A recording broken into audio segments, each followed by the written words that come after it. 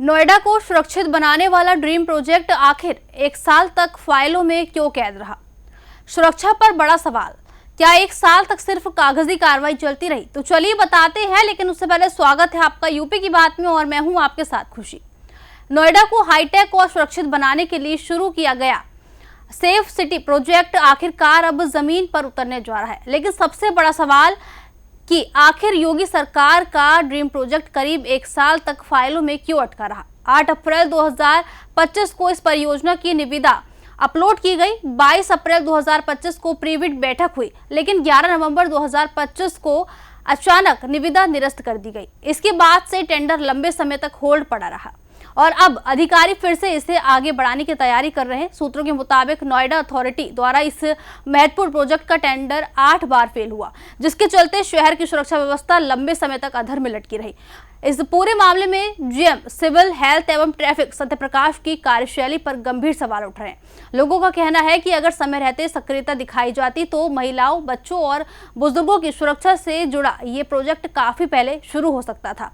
करीब 212 करोड़ रुपए की लागत वाले इस प्रोजेक्ट के तहत 561 संवेदनशील स्थानों पर 1949 हाईटेक सीसीटीवी कैमरे लगाए जाने हैं, जिनमें फेस डिटेक्शन, नंबर प्लेट पहचान और इमरजेंसी पैनिक बटन जैसी सुविधाएं होंगी। लेकिन बड़ा सवाल यही है कि नवंबर से योगी सरकार का ड्रीम प्रोजेक्ट आखिर होल्ड क्यों पड़ा रहा? क्या सिर्फ खानापूर्ति की जा रही थी?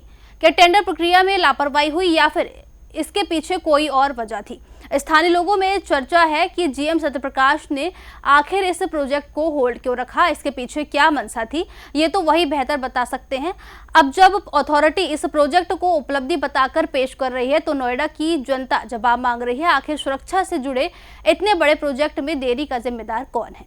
देखिए ये रिपोर्ट। नोएडा को हाईटेक और सुरक्षित बनाने के लिए शुरू किया गया सेफ सिटी प्रोजेक्ट आखिरकार अब जमीन पर उतरने जा रहा है। लेकिन सबसे बड़ा सवाल यह है कि आखिर योगी सरकार का ड्रीम प्रोजेक्ट करीब 1 साल तक फाइलों में क्यों अटका रहा?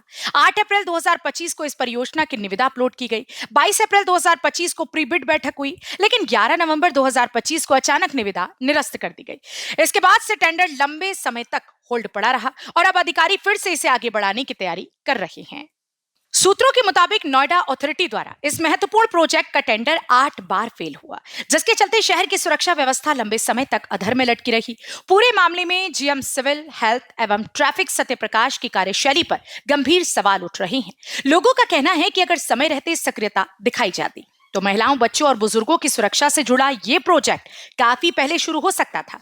करीब 212 करोड़ रुपए की लागत वाले इस प्रोजेक्ट के तहत 561 संवेदनशील स्थानों पर 1949 हाईटेक सीसीटीवी कैमरे लगाए जाने हैं, जिनमें फेस डिटेक्शन, नंबर प्लेट पहचान और इमरजेंसी पैनिक बटन जैसी सुविधाएं होंगी। लेकिन बड़ा सवाल यही है कि नवंबर से योगी सरकार का ड्रीम प्रोजेक्ट आखिर होल्ड क्यों पड़ा रहा?